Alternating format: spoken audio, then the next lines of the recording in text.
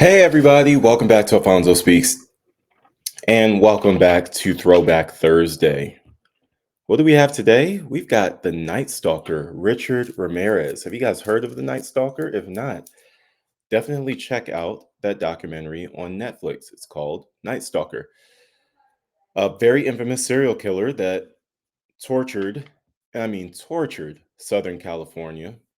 Let me get the exact facts for you so I can read it to you. But he's infamous. And he's infamous because not only the amount of kills that he had, but the brutality of the ways that he went about killing his victims. Richard Ramirez, known as the Night Stalker, was an American serial killer, R-word, and burglar who terrorized Southern California from 1984 to 1985. His crimes were marked by extreme violence and satanic symbolism, earning him notoriety as one of the most feared killers in U.S. history. Ramirez typically entered homes at night through unlocked doors or windows, attacking both men and women, as well as children. His victims ranged widely in age, from young children to elderly adults, showing no consistent pattern. Once inside, he often SA'd, tortured, and killed his victims, sometimes forcing them to swear allegiance to Satan.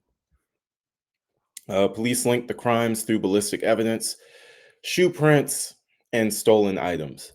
Public panic grew as media coverage increased. In August 1985, Ramirez was finally identified and captured after citizens in East Los Angeles recognized him from a police sketch and beat him down until police arrived.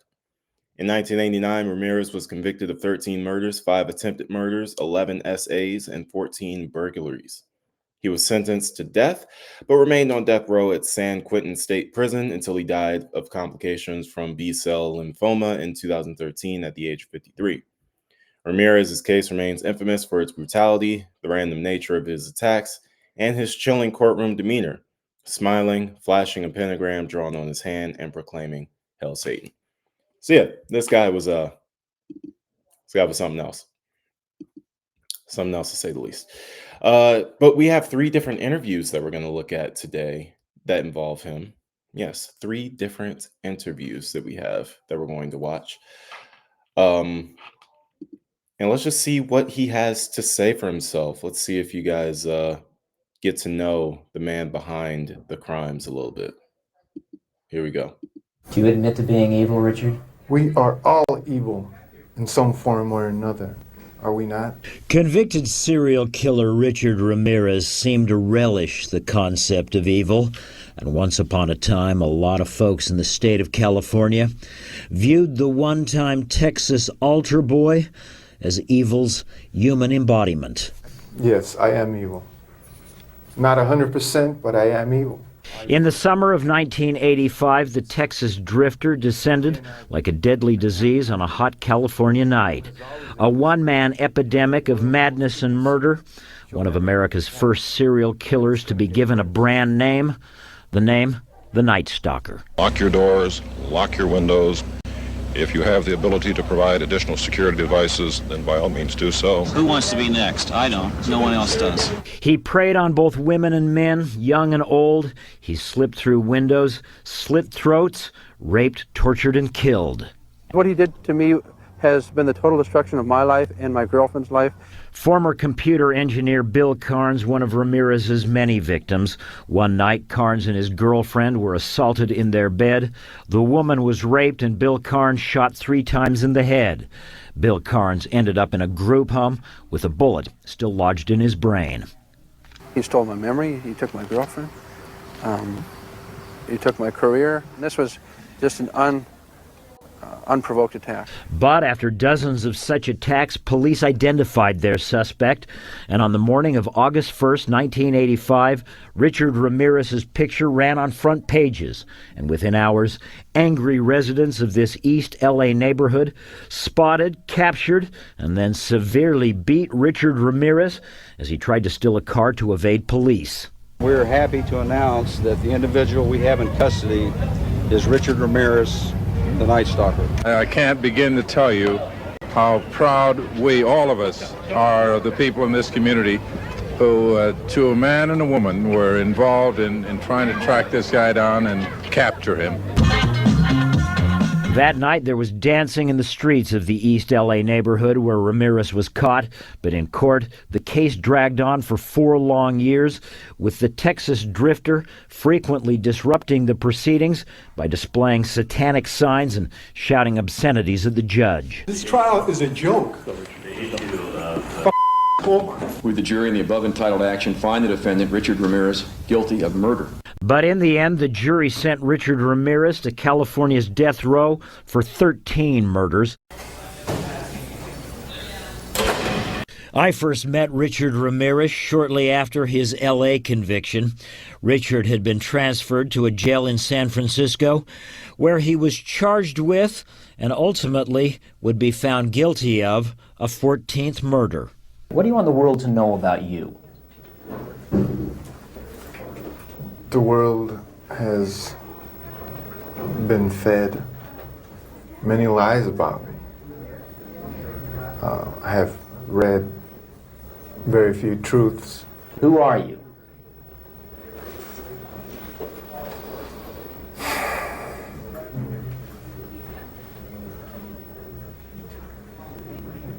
Just a guy. Just a guy. At the time, Ramirez was certainly a guy attracting a lot of attention. Since his arrival at the San Francisco jail, women from around the country, including one of the female jurors who had found him guilty in Los Angeles, had been flocking to the San Francisco facility, even fighting with each other over Richard's affections. I have friends. That is all I care to say, really. They are open-minded people. And it was here in a cramped room in a San Francisco jail that I interviewed the man known as the Night Stalker. A memorable face-off with me asking questions and Ramirez, for the most part, reading from a script. Did you kill 13 people? It would be improper for me to comment on my LA convictions and on my pending case here in San Francisco. Why? Because of my appeals. Are you appealing these because you say you're innocent? You didn't kill 13 people? That is correct. You didn't kill 13 people? Again, it would be improper for me to comment in any regard to that question. You have now entered a very rare group of people in this country. You're in the ranks of Charlie Manson, Ted Bundy. You claim you didn't commit these murders, but you're right in there now as far as everybody else is concerned. Serial killers do on a small scale what governments do on a large one. They are a product of the times, and these are bloodthirsty times. Even psychopaths have emotions if you dig deep enough, but then again, maybe they don't. Do you have emotions, Richard? No comment. Tell me what kind of emotions you got going through you right now. I'll tell you what, I gave up on love and happiness a long time ago. Why? I don't care to explain that. Let the quote stand for itself. People in this day and age are brainwashed and programmed like a computer at being nothing more than puppets. This nation, this country is founded in violence. Violent delights tend to have violent ends. Madness is something rare in individuals, but in groups, people, and ages, it is a rule. Killing is killing, whether done for duty, profit, or fun. Men murdered themselves into this democracy. You're good at reading your script, Richard, but you're not much at answering my direct questions. A lot was made that you're a devil worshiper. Do you worship the devil? Have you ever studied Satanism? There are different sects of Satanism. Have you studied, just yes or no, have you studied Satanism? Yes, I have. Are you a worshiper of the devil? No comment. Come on, Richard. I can tell you a little bit about Satanism. Well, I'm interested in hearing what you got to say then. It is undefiled wisdom instead of hypocritical self-deceit. It is power without charity. A Satanist admits to being evil. Do you admit to being evil, Richard? We are all evil in some form or another, are we not? I'm asking you the questions, my friend. Yes, I am evil. Not 100%, but I am evil. Evil has always existed.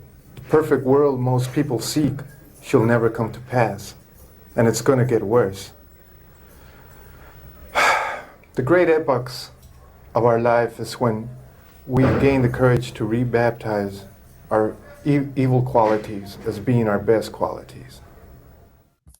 And as the interview draws to a close, I cannot help but recall Bill Carnes and the thought that behind this glib young man, who seems to flatter himself as a kind of rock star outlaw, lies the bodies of at least 13 innocent people and the shattered lives of dozens more. You're entitled to your opinion, and that's it. Thank you. Okay, so that's interview number one. So you're getting a peek into how he carries himself. You know, he did horrendous things, but that doesn't mean I don't agree with some of the stuff that he was saying, even though he read it off a script. Like, yeah, everybody has good and evil in them. I talk about that all the time on this channel because I don't like when people don't acknowledge that they have the capability inside them to do evil things. You do. It's the choices you make every day to do good that make you a good person. Yes, your upbringing can have a role in how you turn out. I've seen a lot of people go through a lot of abuse as they grew up and not become evil. My wife is one of them. Therapists have broken down crying in front of her while hearing her story. And she still has chosen every day to be a good person. So I don't really use that as an excuse, but it is a reason. It is something worth looking at. And Richard Ramirez's his upbringing was not good at all. I'll say that. His father, to discipline him, used to tie him to crosses in the middle of cemeteries and leave him there all night. Like that was the type of stuff that he endured as a child. So for him to come out like this, it makes sense. But it's still unexcusable to take 14 lives, no matter what way you try to spin it or talk about it. You know, it's unacceptable. It's not okay. But we have another interview. We have two more that I want to take a look at. Let's look at this one. I don't know why it does it like that. There we go. Okay, that's what I want. So let's take a look at this one. It's called Death Row Interview with Night Stalker Richard Ramirez. The horror began in June 1984. Los Angeles was under siege. Death waited in the dark at the hands of a man they called the Night Stalker. After a 14-month reign of terror, he was finally caught. It was only then that his true identity was discovered. His name, Richard Ramirez. Richard Ramirez's whole trip was to hide in a tree or hide behind a fence and watch his victims at nighttime and wait into the wee hours of the night. And then, while they slept, creep in, like a coward, and kill them. The Night Stalker killed at least 13 times, 13 people who were awakened in the night to face death. At least 15 others survived his brutal attacks. I didn't particularly care for people.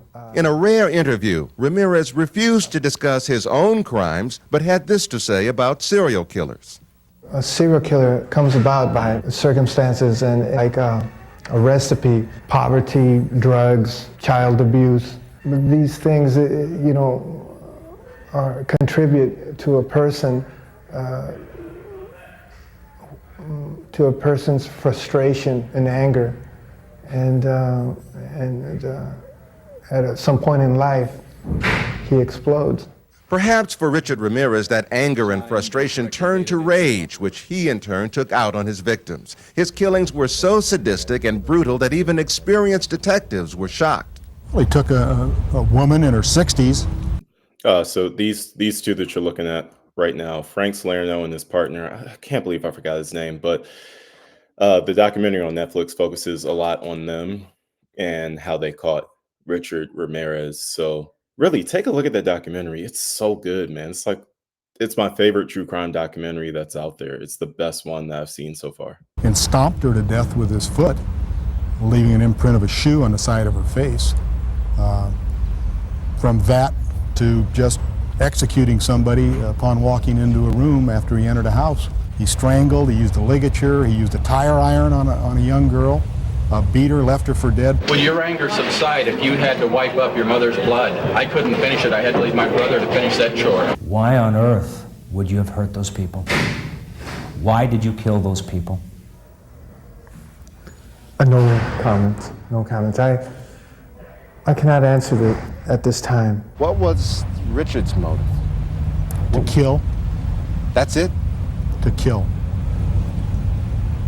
It's as simple as that. Richard Ramirez was raised in El Paso, Texas, the youngest of 5 children born to hardworking, strict parents. Eddie Milam was Richard's best friend back then and remembers when he began to change into a troublemaker. I did start seeing something going wrong with Ricky Ramirez. I think what really messed him up was the acid. He would do a lot of acid. The stealing, I noticed the stealing and then started as a peeping Tom and things like that. Ramirez's passion for burglary earned him the nicknames of Ricky the Thief and Fingers. But Eddie knew Ramirez had other serious problems when he was fired from a local hotel. He said he was fired, he was dismissed due to the cause that he had tried to molest 2 little kids that were going up the elevator. By 18, Ramirez was a high school dropout drifting around California. He stayed in Skid Row hotels, never seemed to work, but always had the money to buy cocaine. Friends say the Richard Ramirez they knew didn't date and wasn't the type to commit such heinous crimes. But convicted murderer Martin Kipp, who befriended Ramirez in prison, says he heard another side of the Night Stalker. Richard told me he needed to associate gruesome violence with sex in order to be completely satisfied. He also told me that he had to violently fantasize about his victims before he could go away sexually gratified. They are desires, whereas if I didn't give in to them, I would be crushed by them. I believe in the evil in human nature. This is a wicked world, and in a wicked world, wicked people are born. I'm not going to blame society, my race, or people, or anything. It is up to the individual like myself to keep on knocking on whatever door they want to get into. Because the victims and the methods of killing were so diverse, many experts felt there was no one Night Stalker. Detectives Carrillo and Salerno disagreed and finally broke the case by matching shoe prints. The subsequent trial turned into one of America's most notorious courtroom dramas, punctuated by continual outbursts from Ramirez. In that trial, Ramirez's fascination with Satanism emerged. As far as Satan is concerned, I believe in a malevolent being. His description eludes me, but I have felt powers that are evil. After an 8-month trial, Ramirez was convicted of all 13 murders and given multiple death sentences. I don't care about myself, really. I don't care about what happens to me. I never... Boom. There it is. The self-love, tremendously missing. And this is another reason why it's so important to make sure that you actually love yourself and you know what that means and what that looks like. I mean, he's telling you right here. Like, again,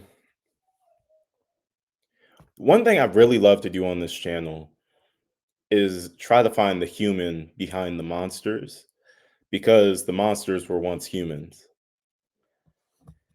So we covered Darrell Brooks a lot on this channel, and I talk a lot about the psychology behind him, what drove him to becoming, I shouldn't use that word, what created the Darrell Brooks that did what he did on November 21st of 2021. And I talk a lot about his upbringing, how there was no accountability. Drugs were definitely a factor, starts to change your mental state, obviously. But a lot of it has to do with your upbringing. Like, what is your foundation as a child? Richard, by all accounts, was not taught how to love himself because he wasn't shown what love even is, what it even looks like. And so when he's sitting here and he's telling you, yeah, I don't care about myself. I really couldn't care less. He means that. And that's an important detail to pay attention to, because if you cannot love yourself, you cannot love others. And if you hate yourself, you're going to hate others. And that's even at a small scale, a large scale. And I mean, like, that could be, we're talking that could be you hating on somebody, not wanting them to succeed because you hate yourself.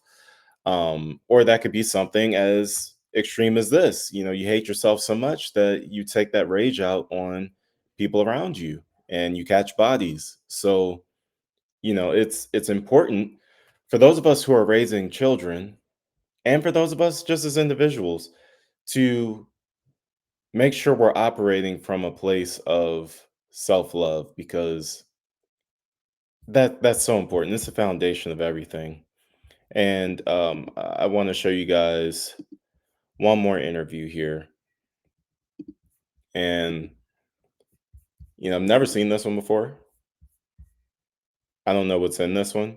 I don't know what this one's going to show. But it's called Unseen Interview. Rich Ramirez, 6.5 minutes long. Let's get into this one. Let's see if he gives us a little bit more insight into who he is and how he became the Night Stalker. Okay, Mikhail, hi. What kind of a person are you? Kind of person would I describe myself to be? I don't know. Just an ordinary person. But then again, there's Jekyll and Hyde to me. If you guys are wondering, that's the video. So your audio at home is not going in and out. It's the video's audio. Comes about by the circumstances, and it is like a recipe. Poverty, drugs, child abuse, a few other things that I can't recall right now, but I believe that these things, contribute to a person, to a person's frustration and anger, and at some point in life, he explodes. Evil is feelings and emotions like anger, hate, lust, and greed. Whereas if I didn't give in to them, I would be crushed by them. Okay, so we're seeing some parts of this interview were used in that last package. As far as the crimes they say I committed, I've been convicted of.